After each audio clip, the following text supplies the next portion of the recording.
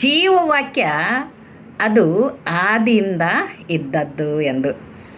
ಈ ಜೀವವಾಕ್ಯ ಎಂದರೆ ಏಸು ಕ್ರಿಸ್ತನೇ ಆಗಿದ್ದಾನೆ.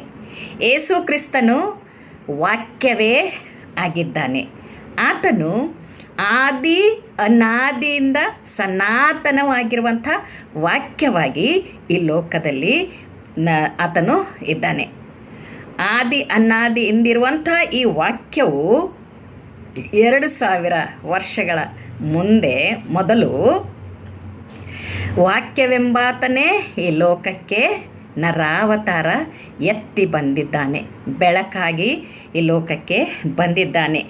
ಅವ್ರೇನು ಹೇಳ್ತಾ ಇದ್ದಾರೆ ಅಂತಂದರೆ, ಯೇಸುಸ್ವಾಮಿ ಶಿಷ್ಯರ ಏನು ಹೇಳ್ತಾ ಇದ್ದಾರೆ ಅಂದರೆ, ಈ ಜೀವ ವಾಕ್ಯವನ್ನು ನಾವು ಕಿವಿಯಾರೆ ಕೇಳಿದ್ದೇವೆ. ಅಂದರೆ ಯೇಸು ಸ್ವಾಮಿ ಹೇಳುವಂಥದ್ದನ್ನು ಇವರು ತಮ್ಮ ಕಿವಿಗಳಿಂದ ಕೇಳಿದ್ದಾರೆ.